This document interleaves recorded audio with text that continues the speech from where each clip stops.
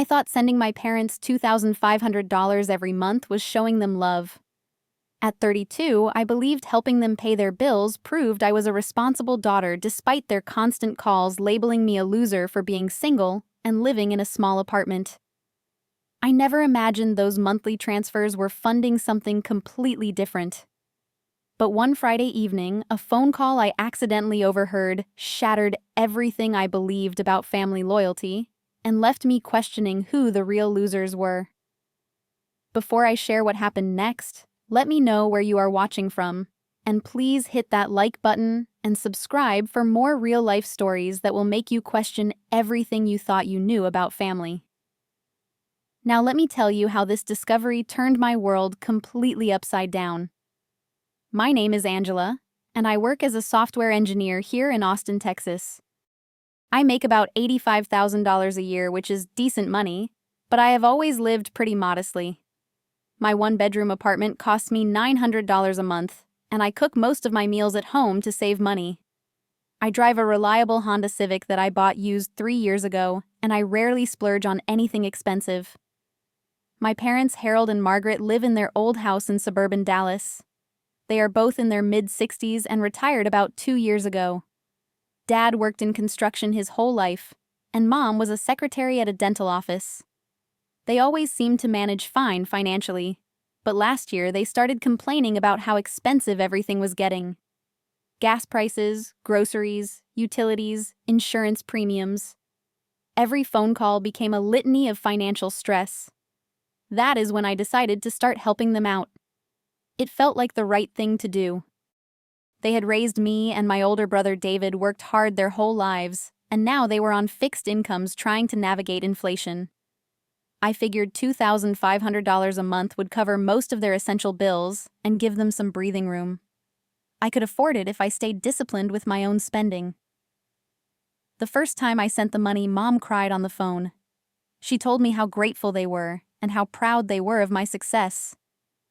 Dad got on the line and said I was a good daughter, even if I needed to get my personal life together. That comment stung a little, but I brushed it off. At least they appreciated my financial help.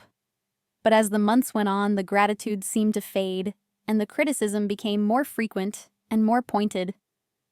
Every conversation somehow circled back to my shortcomings as a person. I was 32 and still single. I was living like a college student instead of buying a house. I did not have any real direction in life beyond my job. The comparisons to my brother David became relentless. David is 35, married to his wife Jessica, and they have 2 young kids.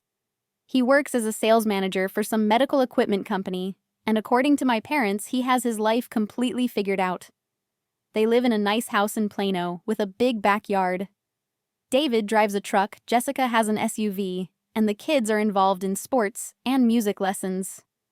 During our monthly phone calls, usually when I was letting them know I had transferred the money, Mom would say things like, "Your brother David has a real life. He has a house, a wife, kids. You are just existing, Angela." Dad would chime in with, "You are 32 and still single, living like you are in college. When are you going to grow up and build something meaningful?" These conversations always left me feeling terrible about myself. I would hang up the phone and look around my small apartment, wondering if they were right. Maybe I was just drifting through life without any real purpose or direction. Maybe I was a disappointment compared to David and his picture-perfect family. But I kept sending the money every month, hoping that my financial support would eventually earn me the same kind of respect and admiration they seemed to have for David. I imagined that one day they would acknowledge my sacrifices and thank me for helping them maintain their standard of living during their retirement years. I was careful to send the money on the same day each month, usually the 25th, along with a text message letting them know the transfer had gone through. I would write things like, "Hi Mom and Dad, just sent this month's contribution to help with your expenses. Hope you are both doing well. Love you." I thought these small gestures showed how much I cared about their well-being. Meanwhile, I was making sacrifices in my own life to maintain these payments. I turned down invitations to go out with coworkers because I needed to stick to my budget. I postponed buying a new laptop, even though mine was running slowly and affecting my work productivity. I bought generic brands at the grocery store and clipped coupons like someone making half my income. But I told myself it was worth it. This was what family did for each other. This was how I could show my love and prove that I was a responsible, caring daughter. I believed that eventually my parents would see past my single status and small apartment and recognize the mature, generous person I had become. Everything changed on a Friday afternoon at the end of September. I had just transferred the monthly payment and called to let them know as usual. Dad answered the phone, and I could hear Mom in the background asking who it was. But before Dad could respond to my greeting, I heard him say to Mom, "It is just Angela about the money." I was about to announce myself when I realized Dad had not hung up properly. The line was still connected, and I could hear their conversation clearly. Mom was saying, "Harold, we got Angela's money. That is another $2,500 for David's pool renovation." My heart started racing. Pool renovation. What pool renovation? Dad replied, "Good. And she still thinks we are struggling with bills. What a naive little loser. She hands over her paycheck every month without even asking questions." I felt like someone had punched me in the stomach. I sat there holding the phone, unable to move or speak or even breathe properly. Mom continued, "I almost feel bad sometimes, but David really needed help with that pool project, and Angela has no idea what real expenses look like. She can afford it. She can afford it, and David deserves it more," Dad said. "He has a family to think about, a real life to maintain. Angela just sits in that tiny apartment doing whatever it is she does. At least this way, her money goes towards something meaningful." They talked for a few more minutes about David's pool timeline and how much more money they might need from me to complete the project. Then Mom said, "We should probably call her back and thank her properly. Keep her thinking we really need this for our bills." I hung up the phone before they could call me back. My hands were shaking so badly I could barely hold my phone steady. I felt sick to my stomach and completely betrayed. Everything I had believed about my financial help was a lie. Every sacrifice I had made, every month I had tightened my budget to send them money, had been based on deception. I spent the next several hours in a state of shock trying to process what I had heard. Then I decided to do some investigating. I went to David's Facebook page, which I rarely checked, and started scrolling through his recent posts. Sure enough, there were photos from 2 weeks ago of construction work beginning in his backyard. The caption read, "Pool installation finally starting, cannot wait for summer barbecues." The photos showed professional contractors and expensive-looking equipment. I did some quick research and estimated that the type of pool David was installing probably cost at least $15,000, maybe more. I calculated in my head that I had been sending my parents money for almost 14 months. That was $35,000 total. More than enough to cover David's pool and probably other expenses I did not even know about. I kept scrolling through David's social media and found more evidence of their comfortable lifestyle. Jessica had posted photos of a new jewelry set she called a family gift. There were pictures from a weekend trip to San Antonio from last month, photos from a nice restaurant dinner the week before that, and images of new clothes and toys for the kids. Meanwhile, I was eating ramen noodles twice a week and driving around on tires that probably should have been replaced months ago. I had been living like a broke college student so that my brother could live like someone with twice his actual income. The betrayal went even deeper than just the money. I realized that my parents had been telling family members and friends that David was the one supporting them financially. At my cousin's wedding last spring, I overheard my aunt praising David for being such a devoted son who took care of his parents. I had stood there feeling invisible and unappreciated, not knowing that David was getting credit for my sacrifices. I spent that entire weekend crying and feeling angry and stupid. How had I been so blind? How had I never asked more questions about where exactly my money was going? I had been so eager to prove my worth as a daughter that I had made myself an easy target for manipulation. The worst part was realizing that while I had been struggling to make ends meet and postponing my own goals and purchases, my brother had been living a lifestyle partially funded by my paychecks. And my parents had not only allowed this to happen, they had orchestrated it while calling me a loser behind my back. I thought about all the times they had criticized my life choices while knowing that my financial support was making their golden child look like a more successful provider than he actually was. They had taken my money and my dignity, and they had done it while making me feel grateful for the opportunity to prove my love for them. By Sunday night, I knew I had to do something. I could not keep pretending everything was normal. But I also was not sure I was ready for a direct confrontation. I needed time to figure out my next move. I decided not to send money for the month of October. I did not make any big announcement or dramatic gesture. I just did not transfer the funds on the 25th like I usually did. I wanted to see what would happen, how they would react, and whether they would reveal more about their true feelings and motivations. The first week passed quietly. Then on October 2nd, Dad called me. His voice sounded casual, but I could detect a slight edge of concern. "Angela, honey, did you forget to send the money this month? We did not see the transfer come through." I had prepared for this. "Oh, Dad, I am so sorry. I have been dealing with some unexpected expenses this month.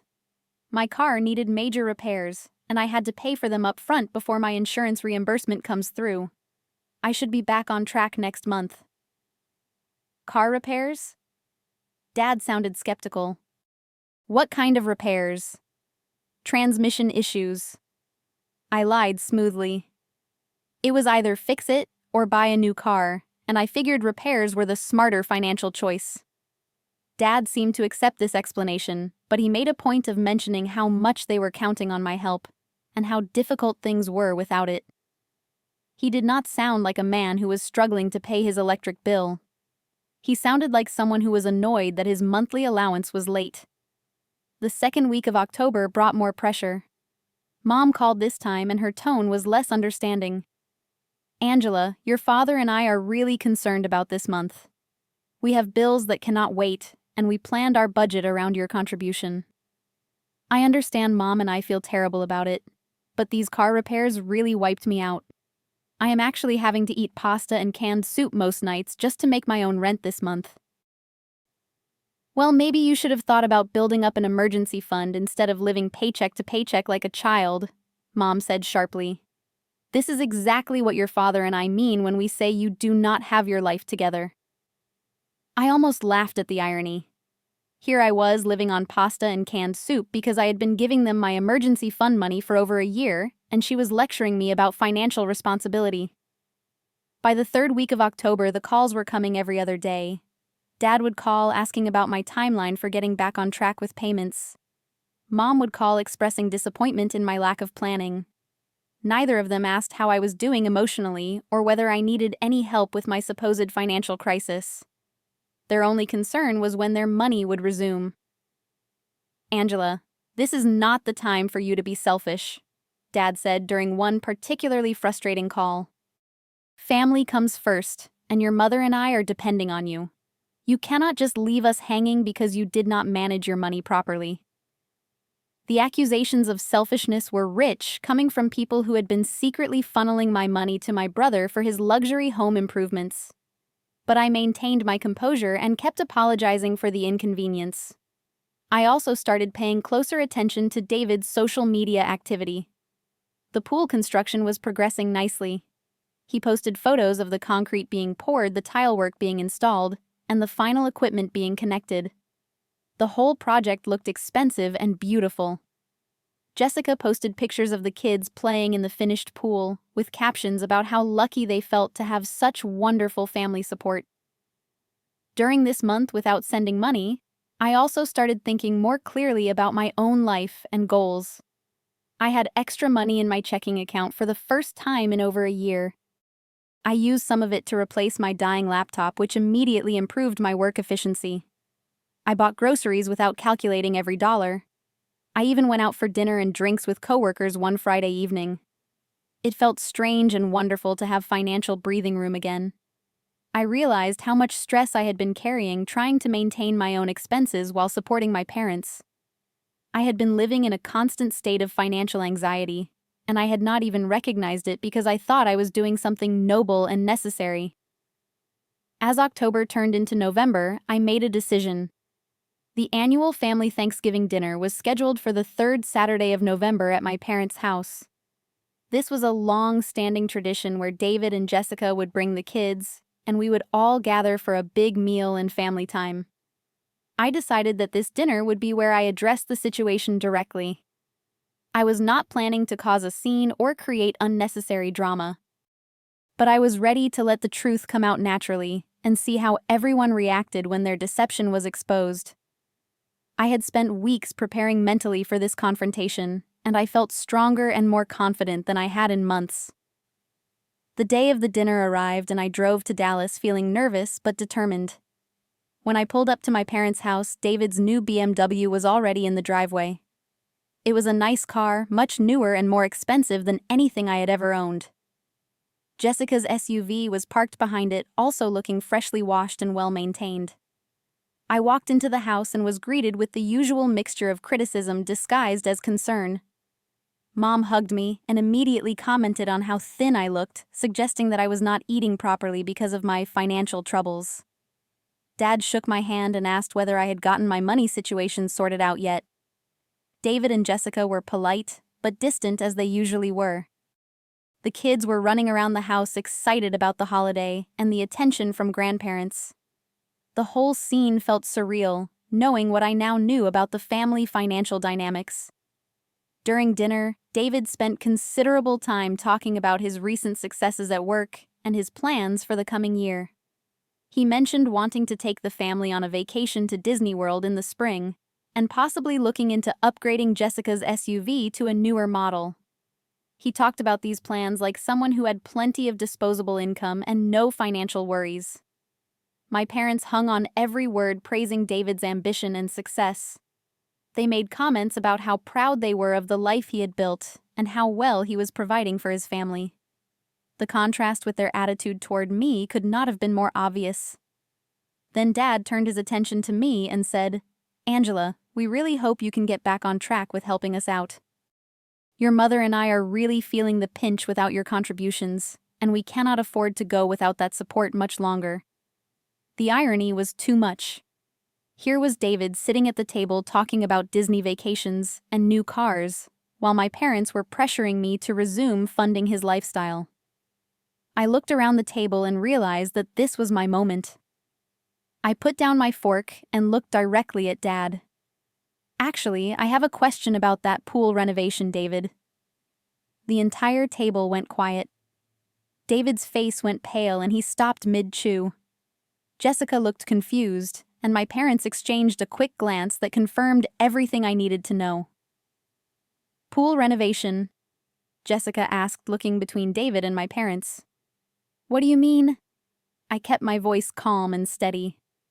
"Well, I accidentally overheard an interesting conversation a few weeks ago about how my monthly payments to Mom and Dad have been going toward David's pool project instead of their bills." The silence in the room was deafening. David finally swallowed his food and cleared his throat. "Angela, I think there might be some misunderstanding." "Is there?" I asked. Because I heard Dad say that I was a naive little loser who hands over my paycheck without asking questions, and that my money was going to fund your pool renovation. Was that the misunderstanding? Mom tried to jump in. "Angela, honey, you are taking things out of context. We never said anything like that." I pulled out my phone and showed them David's Facebook page with all the pool construction photos. $2,500 a month for 14 months. That is $35,000, David. More than enough to cover your beautiful new pool and probably some other expenses, too. Dad's face turned red. "Now you listen here, young lady. We never asked you to become some kind of detective snooping around in family business." "Family business?" I laughed. "You mean the business where you take my money under false pretenses and then call me a loser for being generous enough to give it to you?" Jessica looked shocked. David, is this true? Have your parents been giving you money that Angela sent for their bills? David could not meet her eyes. It is more complicated than that, Jess. It is actually very simple, I said. Mom and Dad told me they were struggling with their bills and needed financial help. I believed them and sent money every month for over a year. But instead of using that money for utilities and groceries, they have been funding David's home improvements, and probably other things too. I turned to my parents. And the whole time you have been criticizing my life choices and calling me irresponsible and immature. You have been taking money from someone you consider a loser to give to someone you actually respect. Mom tried one more time to control the narrative. Angela, you are blowing this completely out of proportion. We are family and family helps each other. The money went to family expenses, just not necessarily our direct expenses. Family expenses. I stood up from the table. David's pool is a family expense. His vacation plans are family expenses. Meanwhile, I have been eating ramen noodles and driving on bald tires so I could afford to send you money every month. I looked around the table at all of them. You want to know what I think is really pathetic? It is not that I am 32 and single. It is not that I live in a small apartment. What is pathetic is a family that would manipulate and deceive one of their own members while treating her like she is less valuable than everyone else. I picked up my purse and car keys. From now on, you can figure out your own finances. All of you. I am done being the family bank account for people who do not even have basic respect for me. I walked toward the door and Dad called after me.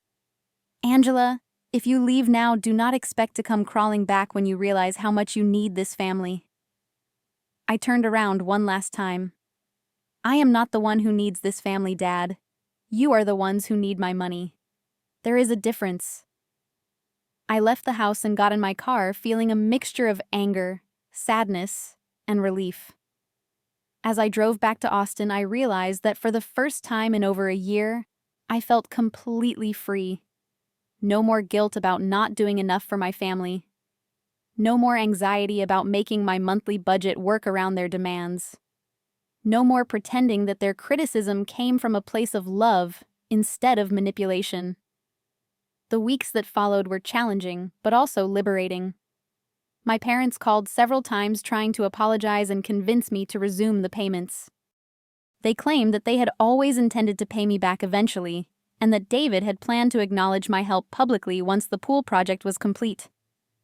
These explanations sounded hollow and desperate. David called once to apologize for his part in the deception. He said he had always felt uncomfortable about taking money that was meant for our parents' expenses, but that Mom and Dad had convinced him it was a family investment. I did not believe him, but I appreciated that he at least attempted to take some responsibility. With the extra money I was no longer sending to my family, I was able to start building a real emergency fund for the first time in my adult life. I also began investing in my own professional development, taking online courses to improve my programming skills and expand my career opportunities. More importantly, I started spending time and energy on building relationships with people who actually valued and respected me. I joined a hiking club and met people who shared my interests. I started dating again for the first time in years without worrying about whether potential partners would judge me for living modestly. I learned that saying no to manipulation and demands does not make you a bad person or a bad family member. It makes you someone who values yourself enough to set healthy boundaries. I learned that real love and respect cannot be purchased with monthly payments or financial sacrifice. My relationship with my parents remains strained, and I am okay with that. They occasionally send text messages trying to guilt me into resuming financial support, but I do not respond. David and Jessica seem to be managing their finances just fine without my involuntary contributions, which confirms that the money was never actually necessary. Sometimes I wonder how long the deception would have continued if I had not accidentally overheard that phone conversation. Would I still be sending money every month, believing I was helping with essential expenses? Would I still be accepting their criticism and feeling bad about my life choices? But I try not to dwell on these questions. Instead, I focus on the lesson I learned about recognizing my own worth and refusing to accept treatment that makes me feel less than valuable. I learned that sometimes the people who call you a loser are the ones who have been losing at being decent human beings all along. And you know what, I may be 32, single and living in a one-bedroom apartment, but I am no longer anyone's fool. Sometimes the greatest victory is not proving them wrong about you. It is proving yourself right about them. Have you ever discovered that family members were taking advantage of your generosity? How did you handle the situation? Let me know in the comments below. If this story resonated with you, please hit that like button and subscribe for more real-life stories about family dynamics and personal growth. Share this video with someone who might need to hear about setting healthy boundaries with family members.